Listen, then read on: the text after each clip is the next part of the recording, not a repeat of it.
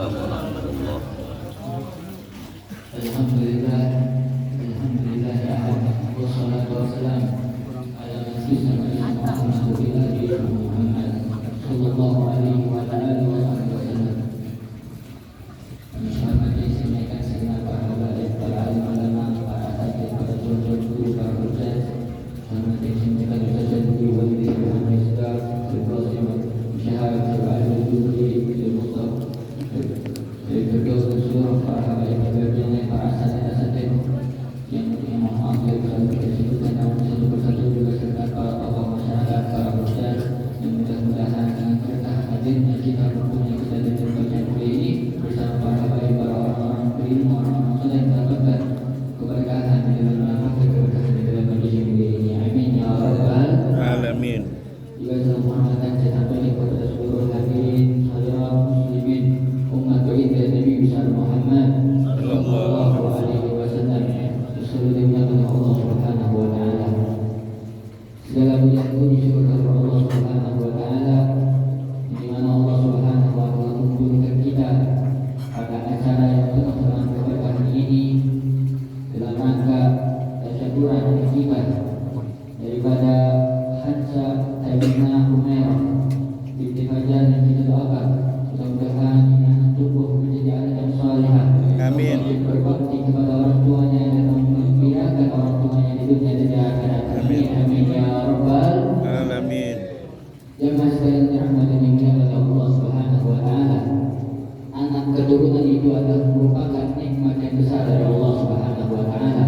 Anugerah pemberian yang besar dari Allah Subhanahu wa taala. Kenapa saya katakan anak keturunan merupakan anugerah yang besar dari Allah Subhanahu wa taala?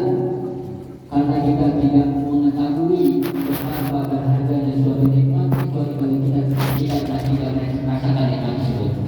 Kita akan merasakan nikmatnya, tahu betapa berharganya, bernilainya nikmat tersebut kalau nikmat tersebut telah hilang daripada diri kita, telah dicabut daripada diri kita.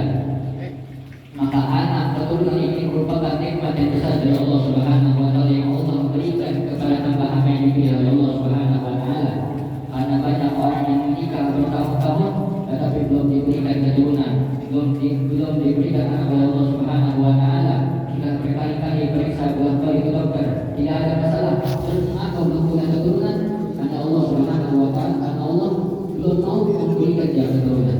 Artinya bila mana Allah Subhanahu wa taala memberikan di antara kita anak keturunan, ini merupakan nikmat yang besar dari Allah Subhanahu wa taala yang harus kita syukuri.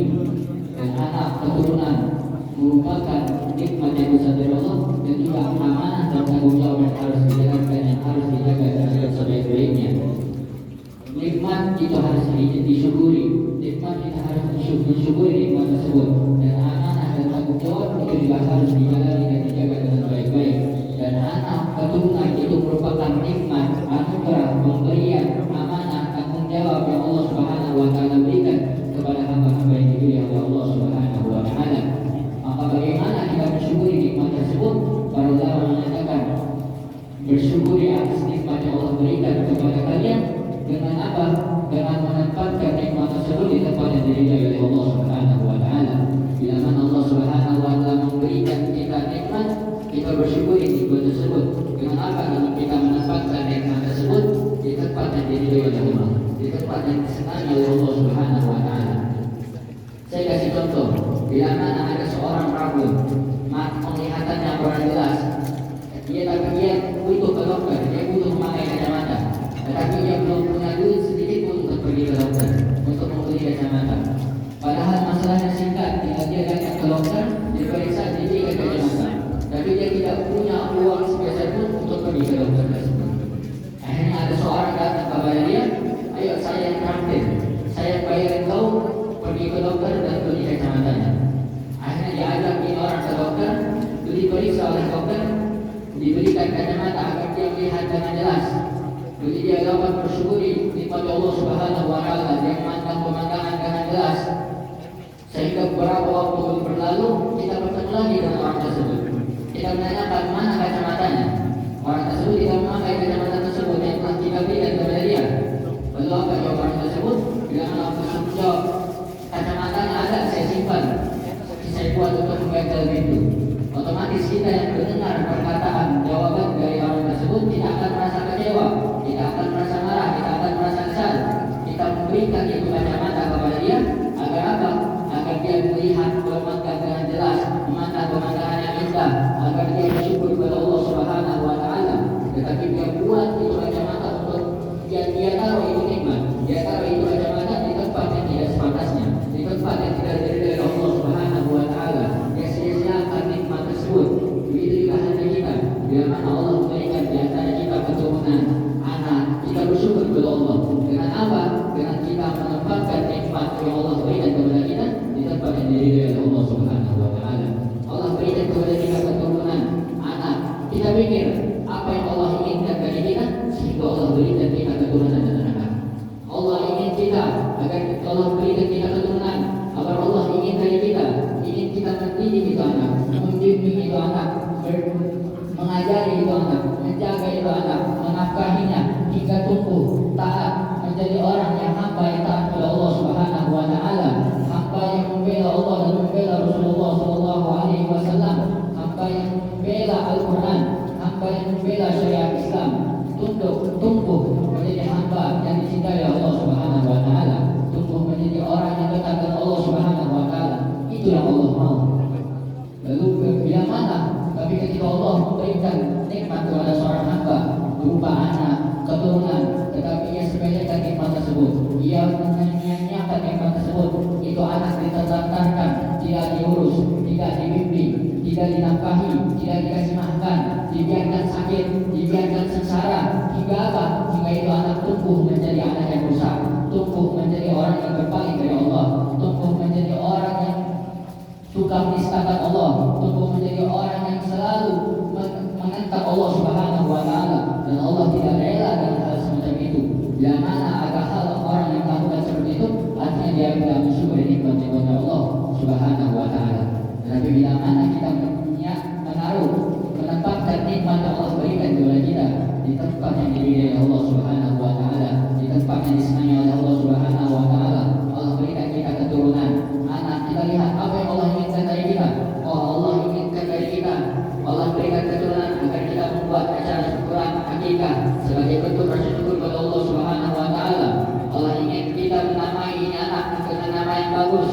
Allah ingin kita mendidik ini anak dengan didikan Rasulullah sallallahu alaihi wasallam, menjadikan Nabi sallallahu alaihi wasallam sebagai idolanya, panutannya di dunia dan di akhirat. Allah lihat kalau orang melakukan hal sedemikian, Allah melihat, oh ini hamba ketika aku masih nikmat, dia syukuri nikmat tersebut, dia jaga amanah tersebut, dia jalankan tanggung jawab tersebut. Akhirnya apa? Ditambah nikmat oleh Allah Subhanahu wa taala. La in syakartum la azidannakum wa la in kafartum inna azabi lasyadid. Jika kau bersyukur atas nikmat yang Allah Subhanahu wa taala berikan kepada kalian, maka Allah akan tambah nikmat tersebut. Apa yang Allah tambah? Harapan kita kepada anak yang anak tersebut apa? Kita ingin anak itu menjadi patuh, menjadi taat, menjadi berbakti kepada kedua orang tuanya. Maka dari awal anak tersebut lahir, kita bersyukur kepada Allah Subhanahu wa taala. Kita bersyukur atas nikmat yang Allah berikan. Kita bimbing dia, kita nafkahi dia, kita mengajari dia, menegakkan untuk berjalan di jalan Nabi besar Muhammad sallallahu alaihi wasallam. Kita didik dia hal sedemikian kita lakukan untuk anak tersebut semata-mata untuk bersyukur atas nikmat yang Allah Subhanahu wa taala berikan kepada kita.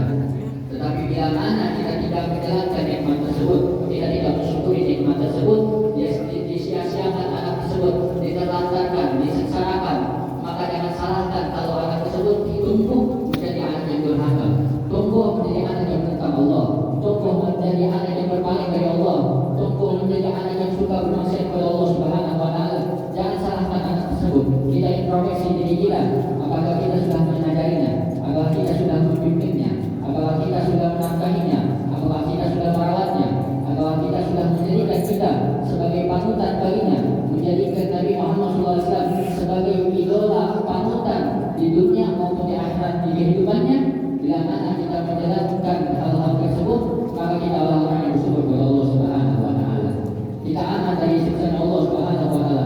Tapi bila mana kita sia-siakan nikmat tersebut, kita biarkan itu anak hingga tumbuh menjadi orang yang menentang Allah, tumbuh menjadi anak yang rusak, artinya kita tidak bersyukur kepada Allah Subhanahu wa taala.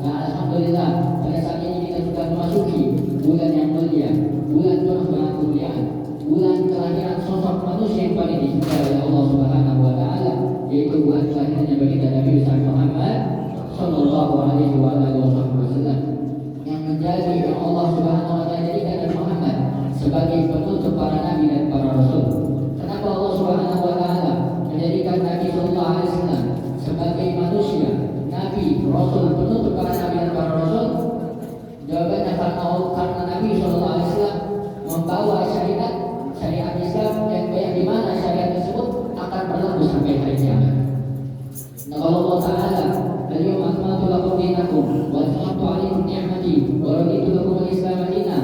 Hari ini aku tetapkan, aku sempurnakan kalian terhadap agama kalian. Wa atmamtu 'alaikum ni'mati. Aku sempurnakan, aku berikan nikmatku kepada kalian. Wa raditu lakum al-Islam dinan. Dan aku ridhoi terhadap kalian agama Islam sebagai agama kalian. Maka kita bersyukur dengan adanya Nabi Muhammad sallallahu alaihi wasallam. Bahkan dalam kitab Fawaid Jarwan yang terkutip Muhtaj, syarah daripada kitab Al-Imam An-Nawawi Al-Minhaj, beliau mengatakan kitab tersebut dikatakan qala Rasulullah rahimahullah taala, inna afdalal layali wa lailatul maulid syarif summa lailatul qadar summa lailatul jum'ah. Malam yang paling mulia, malam yang paling utama, malam yang paling agung adalah malam kelahiran baginda Nabi Muhammad sallallahu alaihi wasallam. Setelah itu malam Lailatul Qadar, setelah itu malam Jumat. Pertanyaannya, kenapa malam kelahiran Nabi lebih mulia, lebih agung daripada malam Lailatul Qadar? Padahal malam Lailatul Qadar adalah malam yang paling agung, malam turunnya para malaikat. Inna anzalnahu fi Lailatul Qadar. Malam Lailatul Qadar adalah malam diturunkannya Al-Qur'an. Lailatul Qadri khairun min alfi syahr. Dan malam Lailatul Qadar adalah malam yang lebih mulia, lebih baik daripada 1000 bulan. Lalu kenapa malam kelahiran Nabi lebih mulia daripada malam Lailatul Qadar? Dari Al-Ghazali radhiyallahu anhu beliau mengatakan malam Maulid Nabi, kelahiran Nabi lebih mulia daripada malam Lailatul Qadar karena beberapa sebab. Di antaranya adalah karena malam Lailatul Qadar itu adalah malam turunnya malaikat Allah di muka bumi Allah Subhanahu wa taala. Sedangkan malam kelahiran Nabi adalah malam lahirnya manusia yang paling dicintai Allah di muka bumi Allah Subhanahu wa taala. Juga itu yang pertama. Yang kedua, karena malam Lailatul Qadar merupakan malam yang dimana itu anugerah dari Allah Subhanahu wa taala yang diberikan kepada Nabi Muhammad SAW. Sedangkan malam kelahiran Nabi adalah malam kelahiran sosok manusia yang diberikan anugerah tersebut. Artinya apa? Kalau tidak ada malam kelahiran Nabi, tidak akan ada yang namanya malam Lailatul Qadar. Bahkan seluruh hari-hari penting di Islam, di agama Islam, Idul Fitri, Idul Adha, Puasa Makkah, Ramadan, Syawal, Sya'ban, iman, Islam, takwa, semua itu tidak akan ada kecuali dengan berkatnya baginda Nabi besar Muhammad sallallahu alaihi wasallam. Maka kita bersyukur atas adanya Rasulullah sallallahu alaihi wasallam yang dikirimkan oleh Allah untuk menjadi rahmat bagi alam semesta. Wa ma arsalnaka illa rahmatan lil alamin. Tidaklah kami mengutus Muhammad kecuali menjadi rahmat bagi alam semesta. Bahkan dalam qasidah Imam Muslim dalam syair beliau menyatakan Muhammadun syukruhu fardun 'alal umami. Muhammad bersyukur dengan adanya beliau, bersyukur dengan lahirnya Rasulullah SAW, fardu itu wajib atas setiap umat manusia. Bahkan bukan hanya jikalau bersyukur kepada Nabi Muhammad SAW, jangankan bersyukur dengan kelahiran Rasulullah, bersyukur saja, bersyukur dengan selamatnya di Nabi Musa dari kejaran Fir'aun, itu merupakan ibadah sunnah yang dinamakan sebagai puasa Asyura yang tidak ada pernah ditinggalkan oleh Rasulullah SAW. Nabi SAW saat itu bertanya kepada orang Yahudi, kenapa kalian berpuasa pada hari Asyura? Maka apa yang jawab orang Yahudi? Kami berpuasa pada hari Asyura karena ini bentuk rasa syukur kami kepada Allah, karena Allah Subhanahu wa taala telah menyelamatkan Nabi Musa dari kejaran tentara Fir'aun dan tentaranya. Apa jawab Nabi SAW? Nahnu ahaqqu minkum bi Musa. Kami lebih berhak atas Musa daripada kalian. Lalu Nabi SAW akhirnya berpuasa dan memerintahkan kepada seluruh para sahabatnya untuk berpuasa pada hari Asyura. Nah, kalau bersyukur kepada Allah atas selamatnya Nabi Musa dari kejaran tentara Fir'aun itu merupakan ibadah sunnah, lalu bagaimana dengan bersyukur kepada Allah bukan hanya atas selamatnya Nabi Musa, bahkan atas selamatnya seluruh alam semesta di bumi ini, semuanya selamat dengan berkat dari Nabi besar Muhammad sallallahu alaihi wasallam. Makanya dikatakan dalam qasidah Ruhiyah, "Tuqimatan ila dunya daruratan laula tukhrajid dunya minal alami." Bagaimana mungkin Nabi Muhammad SAW akan tertarik dengan keindahan dunia, kemegahan dunia, kekayaan dunia, kemakmuran dunia, sedangkan dunia itu sendiri ada karena berkat dari Nabi besar Muhammad sallallahu alaihi wasallam. Maka kita didik anak-anak kita untuk meneladani akhlaknya Rasulullah sallallahu alaihi wasallam, karena akhlak Rasulullah begitu mulia, begitu agung. Bahkan Sayyidah Aisyah ketika ditanya tentang bagaimana akhlaknya Rasulullah SAW? Apa jawaban Sayyidah Aisyah? Karena belum Al-Quran. Akhlaknya Rasulullah SAW adalah Al-Quran. Artinya apa? Rasulullah SAW menghidupkan Al-Quran di dalam akhlaknya. Al-Quran mengajarkan untuk kasih sayang. Rasulullah SAW adalah orang yang paling penyayang. Al-Quran mengajarkan untuk kejujuran. Rasulullah SAW adalah orang yang paling jujur, bahkan digelarkan Al-Amin. Al-Quran mengajarkan untuk menjaga kehormatan, membela Allah, membela Islam. Rasulullah SAW adalah orang yang paling berdiri juga membela Allah Subhanahu wa Ta'ala dan syariat Islam. Nabi Muhammad diam ketika dirinya dihina. Nabi Muhammad bungkam, diangkat tidak peduli kepada musuh Allah ketika dirinya dihina, dicaci, dimaki, dilempari kotoran. Nabi diam. Tetapi ketika syariat Allah yang dihina, Allah yang dihina, Allah yang disepelekan, Allah yang disebutkan, lam yakun ahadun lebih. Tidak ada salah seorang sahabat pun yang mampu mengatasi kemarahannya Rasulullah Sallallahu Alaihi Wasallam. Rasulullah Sallallahu Alaihi Wasallam mengajarkan kita untuk membela Islam, memuliakan Al-Quran, membela Allah Subhanahu Wa Taala. Maka bagaimana mungkin orang yang mengaku cinta Allah, mengaku cinta Nabi, mengaku cinta Al-Quran, mengaku cinta Islam, itu diam, bungkam ketika melihat Al-Quran dihina, melihat Al-Quran disepelekan, melihat Al-Quran dijadikan tontonan, dijadikan mainan dalam kepentingan dunia. Kemarin kita lihat di Ancol, surat Al-Duha dijadikan sebagai bahan undian, tantangan yang kemudian dikaitkan dengan minuman keras. Perhatikan, Al-Quran itu bukan bahan mainan. Al-Quran itu bukan gimmick. Al-Quran bukan alat promosi. Al-Quran adalah kalamnya Allah Subhanahu Wa Taala. Bila mana ada seseorang yang tidak tersentuh ketika mendengar Al-Quran dihina, tidak tersentuh ketika melihat Al-Quran dinistakan, direndahkan, maka harus dipertanyakan lagi kecintaannya kepada Al-Quran, dipertanyakan lagi kecintaannya kepada Allah, dipertanyakan lagi cintanya kepada agama Islam. Jangan sekali dirahmati oleh Allah Subhanahu Wa Taala. Jangan kita diam, jangan kita bungkam ketika mendengar Al-Quran dihina, mendengar Al-Quran disepelekan, mendengar Al-Quran dinistakan. Jangan kita menjadikan penistaan agama itu sebagai hal yang biasa. Jangan kalau misalkan ada orang yang menghina kita, harga diri kita diinjak, nama kita direndahkan, kita marah, kita emosi. Tapi ketika mendengar kalam Allah, ketika mendengar Al-Quran, ketika mendengar syariat Islam dihina, direndahkan, disepelekan, tetapi kita malah tidak peduli. Minimal kita benci dengan perbuatan tersebut. Rasulullah SAW bersabda, "Idza ra'a ahadukum munkara falyughayyirhu bi yadihi, fa in lam yastati' fa bi lisanihi, fa in lam yastati' fa bi qalbihi, wa dzalika adhafu iman."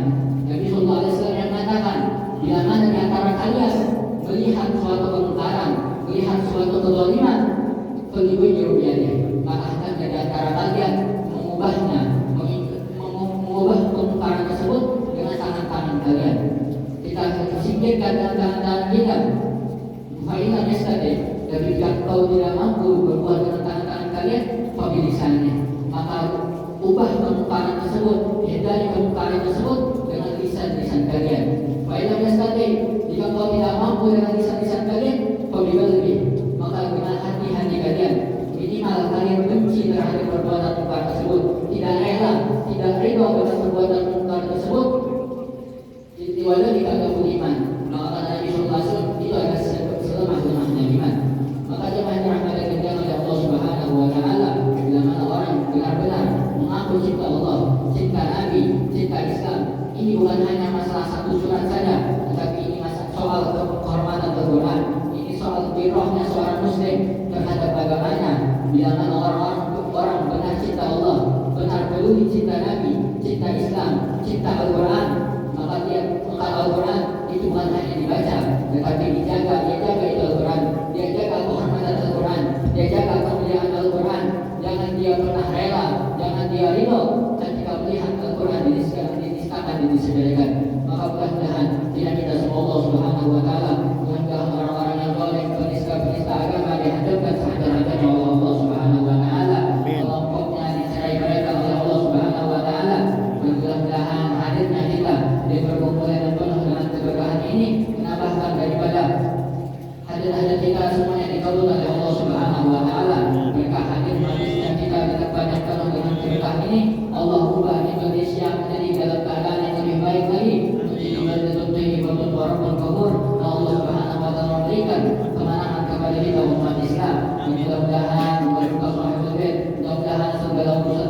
adanya kaul